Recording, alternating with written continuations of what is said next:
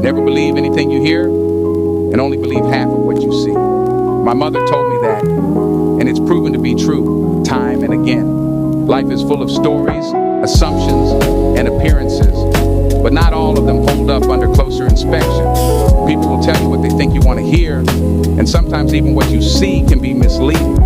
It's a reminder to approach life with caution, question what you're told, and seek the truth for yourself. Wisdom isn't just about knowing, it's about discerning. How you guys doing? Welcome back. Welcome back. Thanks again, you guys. I really appreciate you. Thanks for sharing your time with me and giving me this opportunity to be a voice that you hear. Our last episode was about frequency. Everything in the world, belongs to frequency. We can only see on a certain level because that's the frequency that we allow ourselves to see, you know our eyes only see so much of the actual color spectrum that we don't even really know what the world has to offer. Most of our science is based on physical science, and they don't ever really let you look into non-physical phenomena, and that's a lot of things that a lot of people experience spiritually and mentally. And some people think that they're going crazy because people say that they see things or they hear things, and that doesn't mean somebody's crazy. It just maybe they're just see something that we don't see or hear something that we don't see. A dog will stare at something, and maybe they see something, or cats do the same thing. Maybe they just have a different level of spectrum or a different frequency that they operate on that allows them to see things that we can't see. Most of the things we see are fabricated from the ideas that we've created or that have been given to us, because that's what we've done as a society for a long time. Just taking information that's given to us as a whole, or taking what we're taught as the ultimate teaching. Like, nobody has ever decided that we should question where things come from, or where sources are, or who's funding them, or just anything. What's the agenda behind what you're teaching? What are you teaching? If you take religion, for example, God's supposed to be the truth and the light, but in most religions there's books missing out of the Bible. So how can we, as human beings, make a judgment on something where we don't have the whole truth? You're giving us bits and pieces and basically dictating what our truth is. It's the same thing they do in our country, our education system. You don't teach us about money. You don't teach us about, you know, um, trades anymore. There's no trade taught in school anymore. And, just things that we use every day with life: money, banking, buying houses, taxes. They don't teach you about any of that stuff. And we're just shoved in this box from the time that we're little children, barely even old enough to know how to use the damn bathroom, and you start putting stuff into our minds. The best way I always explain this to my kids is, if I told my youngest daughter that a street light was a tree, she would believe it's a tree her whole life until somebody told her differently or she saw differently.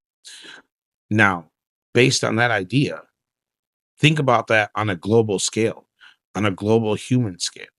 If we're only told one thing, and we're only taught one thing, and we never question it, and we never wonder anything about it, then that's it. That's the whole truth to most of us, because you don't want to think that you were lied to. You can't happen to think that somebody has some agenda to give you the wrong information or teach you the wrong things. And that's scary, because look where we are today. I mean, half of us don't even know what the fuck's going on.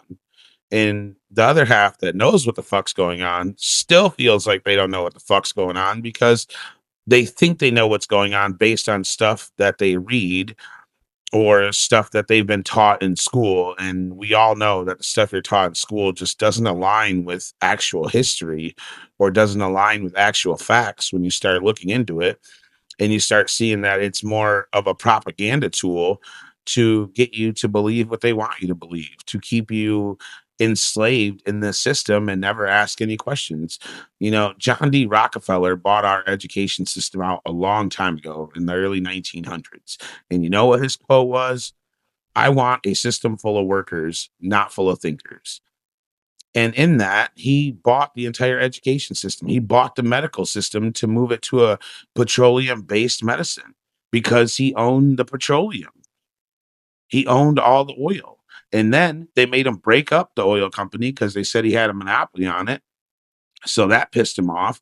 And then he started, the medicine thing where we went to a petroleum based medicine. This is why the world's sick. You're sick because you go to the doctor and all they want to do is give you medicine instead of telling you that it's probably starts with the way that you eat or the way that you sleep or the way that your body isn't adjusting to the medications you've been shoving inside of it, or you've been taking cough medicine since you were a baby and your immune system just doesn't work anymore.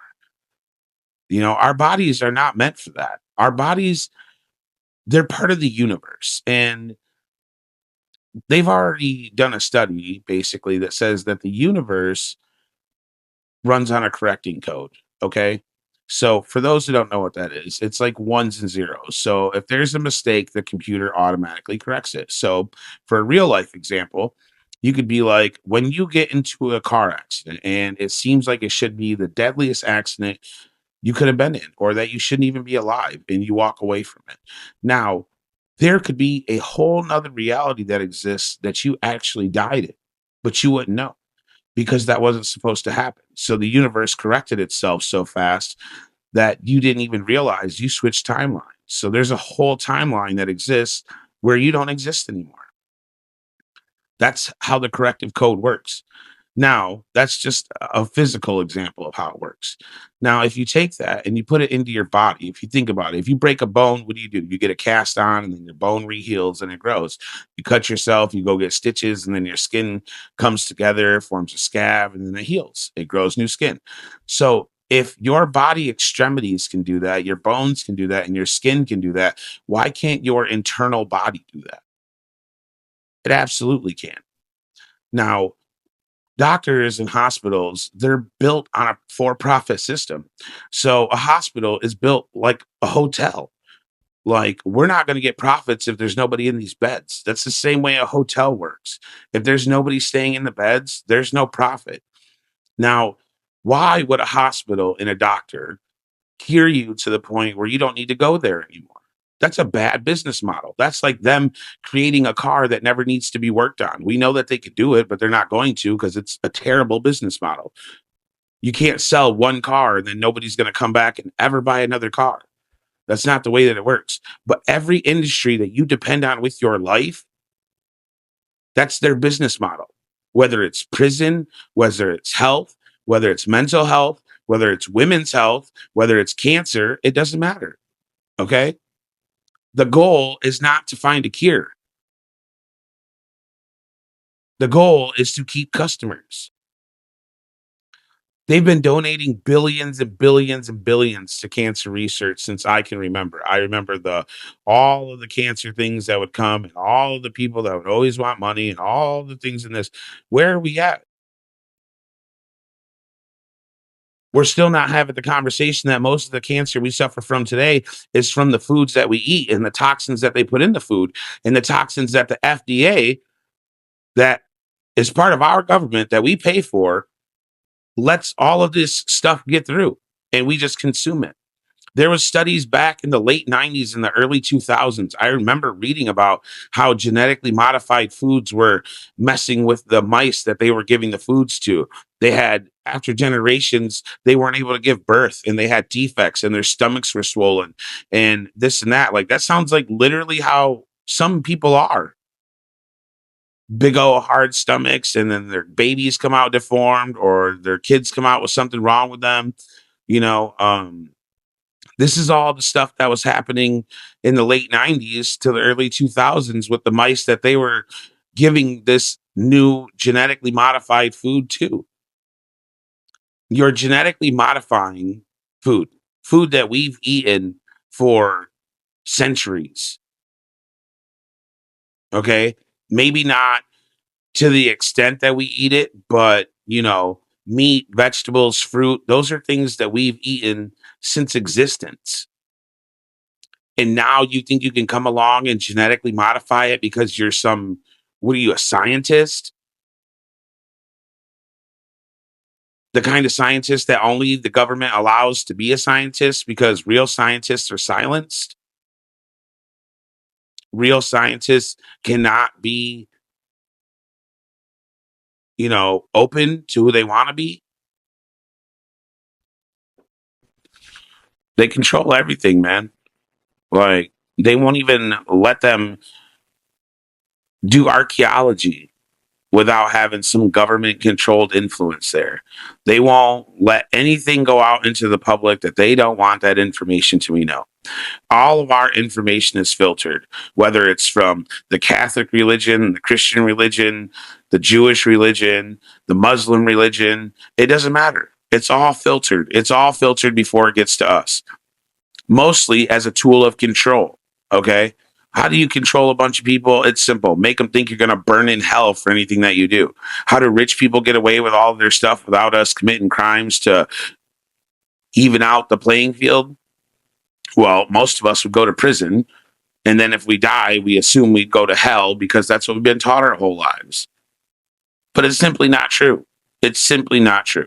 You are energy, okay? When you die, your energy dissolves and transfers into another form of energy. Energy does not dissipate, okay? It does not dissipate. You will recycle back in this life because you probably haven't consciously grown enough to raise your consciousness level to expand to the next life. So you keep coming back in cycles on this earth, forgetting what you learned the first time, because that's the human soul cycle.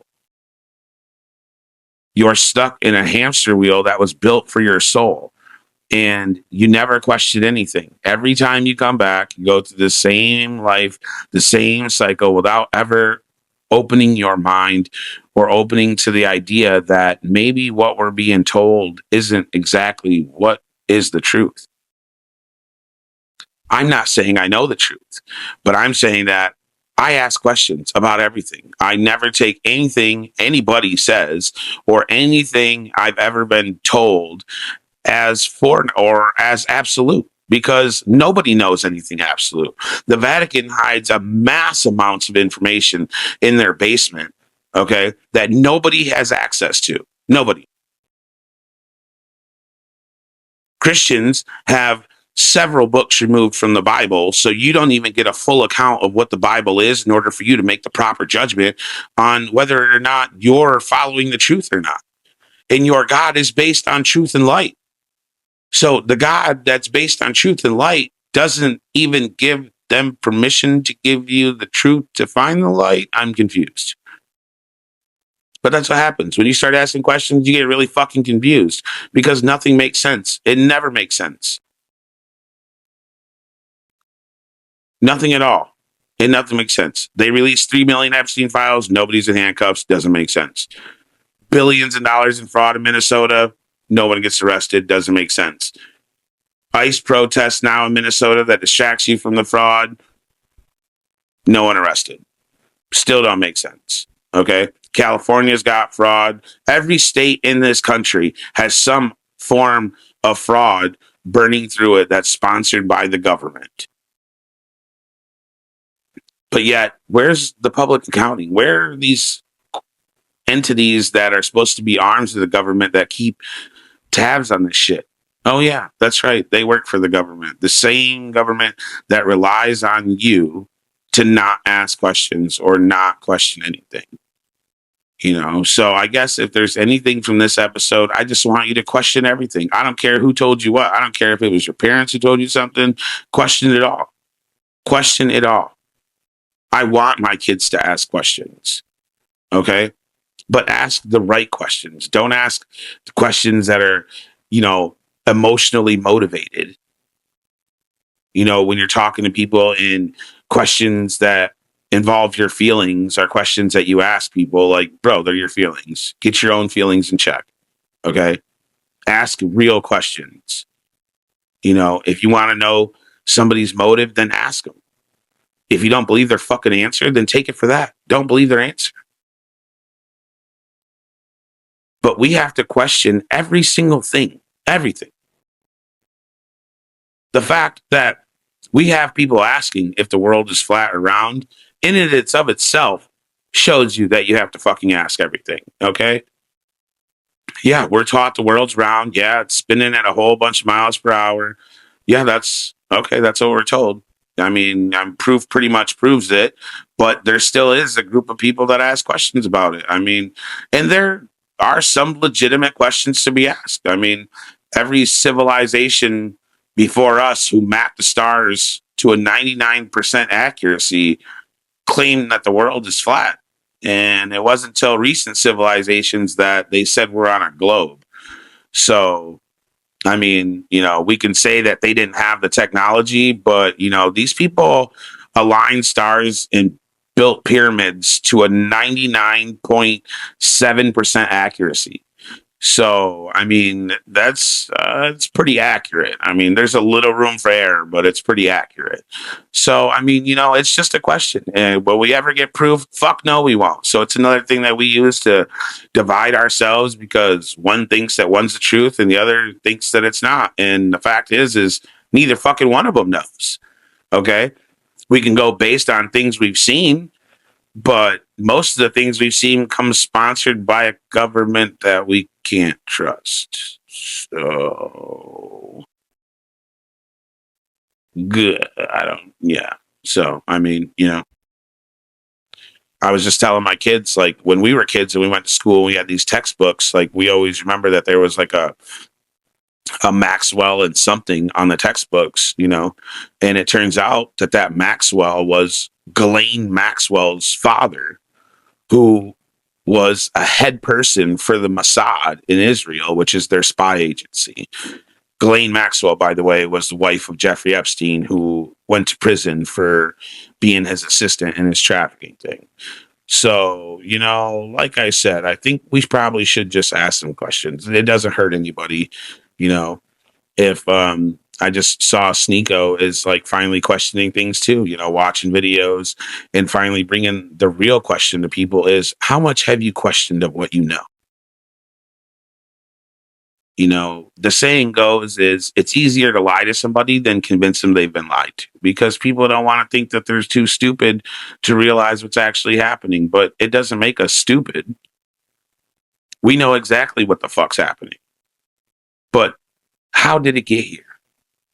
Well, the generation before us was a little too distracted to ask questions. And the generation before them was too loyal to ask questions. And the generation before them were the ones who built this fucking system. Okay. And they thought that the government that they had in check, because in the early 1900s, you weren't sending our fucking soldiers to war unless you had a good goddamn reason. Okay. They would have burned this country to the ground if you were trying to send their women and children and men to war. Well, men, I should say, and their sons, because women weren't allowed in the army for a long time. So let me be clear on that. Okay.